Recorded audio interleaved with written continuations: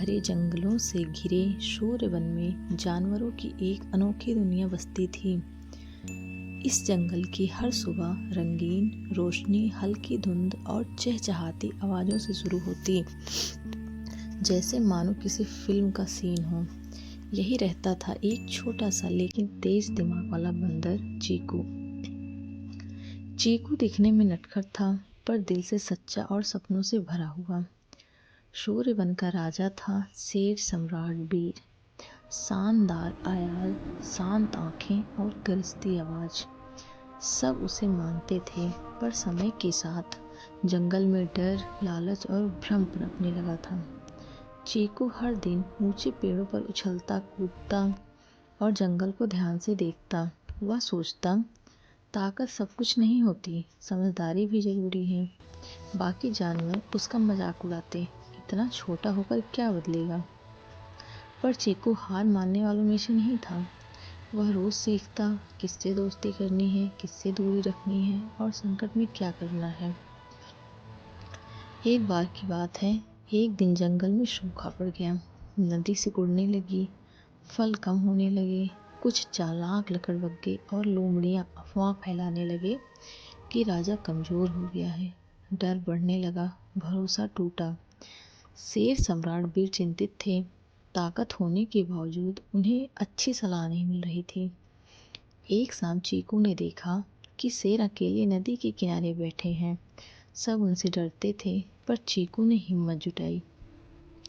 चीकू बोला महाराज से, महाराज, ताकत से ज़्यादा ज़रूरी है सही फैसला। दरबारियों ने शोर मचाया, पर शेर ने हाथ उठाकर सबको रोका। पहली बार किसी ने सच्चाई सीधे कही थी। शेर बोला, अगर तुम्हारी बात में दम है तो साबित करो। चीकू ने योजना बनाई, जानवरों को मिलकर काम करने की योजना। हाथियों से पानी के रास्ते खुदवाए, पंछियों से दूर दूर की खबरें मंगवाई और हिरणों से बीज इकट्ठा करवाए। धीरे धीरे जंगल में उम्मीद लौटी। शेर समझ गए कि नेतृत्व सिर्फ आदेश देने से नहीं, सुनने से भी आता है। कुछ जानवर अब भी चीकू पर भरोसा नहीं कर रहे थे। तभी अचानक जंगल में आग लग गई। अफरा तफरी मच गई। चीकू ने बिना डरे सबको दिशा दी। घबराओ मत, हवा की दिशा देखो। शेर ने उसकी बात मानी। मिलकर आग बुझाई गई। उसी दिन चीकू की समझदारी पर मुहर लग गई। शेर सम्राट बीर को एहसास हुआ कि उनका सबसे बड़ा डर था गलती मानना।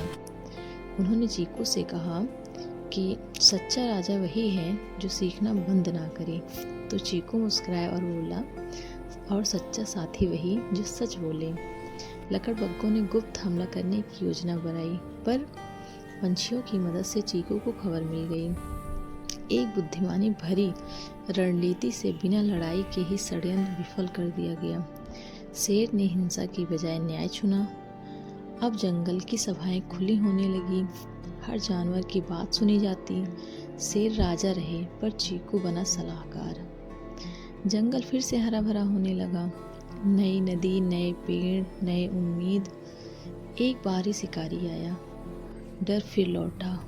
इस बार शेर ने चीकू से पूछा, क्या करें? चीकू ने जवाब दिया, एकता दिखाओ।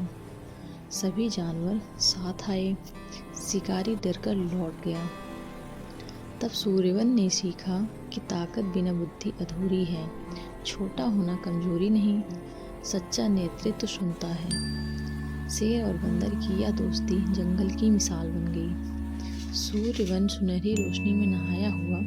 चीकू पेड़ पर बैठा मुस्कुरा रहा है और शेर नीचे से गर्व से देख रहा है।